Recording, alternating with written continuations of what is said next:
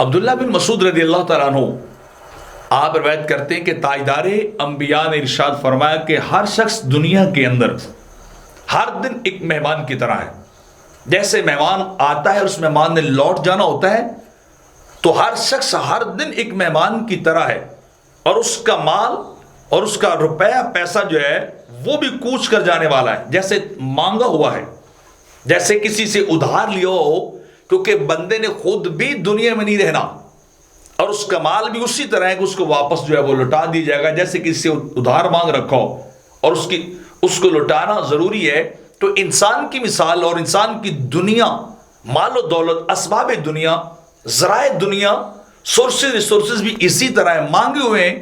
کل جب وہ خود چلا جائے گا، دنیا چھوڑ جائے گا، تو مال و متاع بھی اس کا واپس ہی لٹا دیا جائے گا، اس کے کسی کام جو ہے وہ نہیں آ سکتا. اور فضیل بن عیاض رحمۃ اللہ تعالی علیہ آپ فرماتے ہیں کہ بندہ کے لیے دنیا کیسے، فرماتے ہیں اسے ساری دنیا کو، ساری چیزوں کو ایک گھر کے اندر جمع کر کے اس کی چابی دنیا کی محبت کو بنا دیا گیا ہے.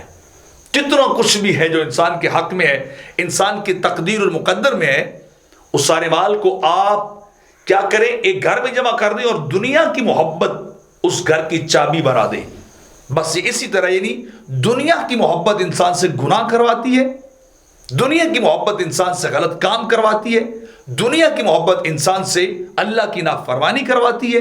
دنیا کی محبت انسان کو اللہ سے وہ دور لے جاتی ہے. اور دوسری طرف آپ فرماتے ہیں کہ ساری کی ساری بلائیاں ایک گھر میں جمع کر دی جائیں اور پھر اس کی چابی زہد،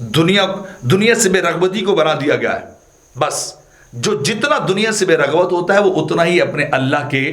قریب ہوتا جاتا ہے. اور انس بن مالک فرماتے ہیں کہ آقا علیہ السلام نے فرمایا، رب کائنات فرماتا ہے کہ میں جب بندے کے لیے دنیا میں وسعت پیدا کرتا ہوں تو وہ بندہ اس کو اپنے لیے بھلائی اور بہتری سمجھتا ہے، حالانکہ یہ دنیا کی وسعت، دنیا کا مال و دولت اس بندے کو مجھ سے دور لے جاتا ہے. اور میں جب کسی بندے کے مال میں کمی کرتا ہوں تو وہ بندہ غمگین ہوتا ہے، اور حالانکہ یہ مال کے اندر کمی کرنا اس بندے کو میرے قریب لاتی ہے، اس میری طرف لے کے آتی ہے، اللہ کا قرب اسے دیتی ہے. اور یہ حدیث مبارکہ بیان کر کے تاجدار انبیاء علیہ السلام نے اللہ کا یہ فرمان بھی پڑھا، ایحسبون انما نمدہم من مال و بنین،